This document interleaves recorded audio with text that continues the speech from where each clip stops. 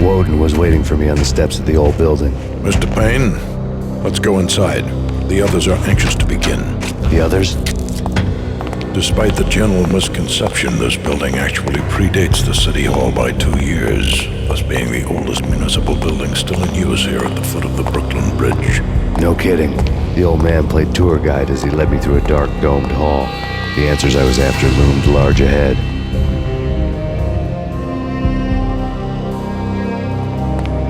Mr. Payne, I would like to introduce you to my colleagues in what we call the Inner Circle.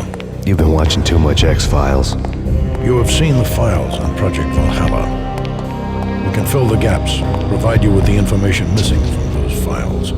We were all involved in the early stages of the project during the Gulf War. What's the catch? We would very much like to blow this thing wide open, but our hands are tied.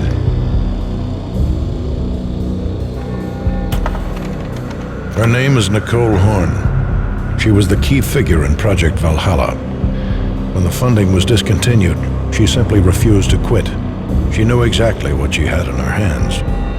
Nicole Horn is the president of Acer Corporation. She has more than half the city in her pocket. This must be kept under wraps. If you try to go public with this, we will deny any knowledge. We need you to take her out. Afterwards, we can protect you. Make all the charges go away. That was the cue for the killer suits to kick in the doors and swarm inside.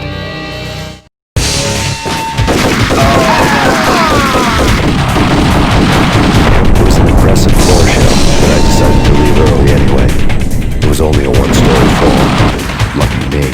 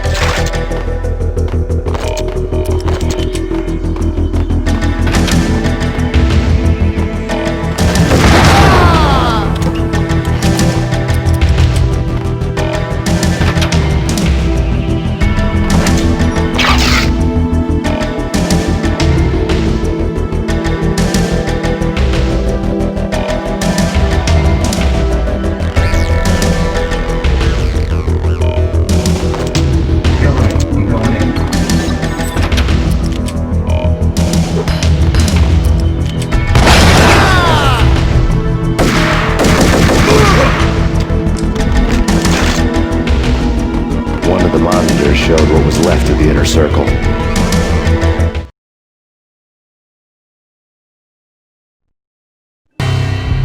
On screen, the so-called corpse of Alfred Woden stood up, miraculously waking from his dirt nap, looking smug among his dead pals. In the land of the blind, the one-eyed man is king. I didn't know how he pulled it off, but it was a pretty slick way to get out of all his promises. Most of what he had said fit too well to be a load of crap.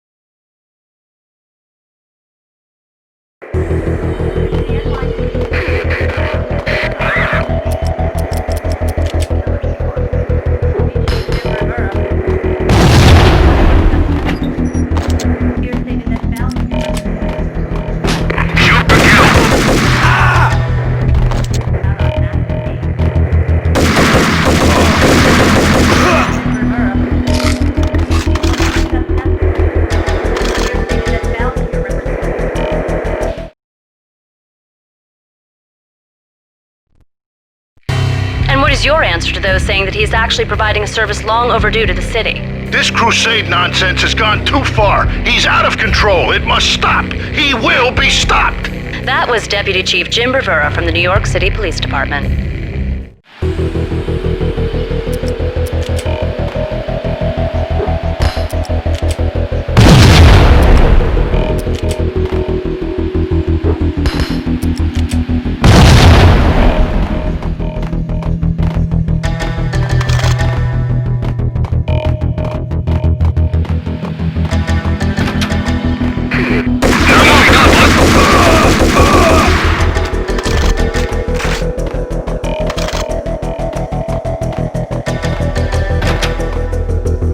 A videotape lay on the desk.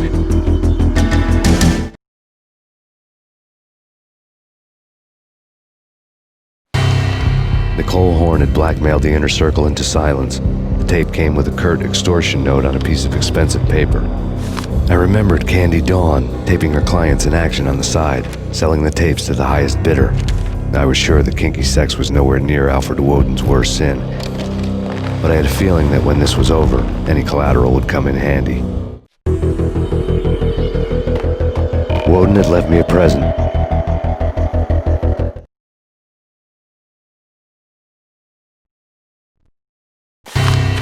Woden had taken care of my mission preps with military precision.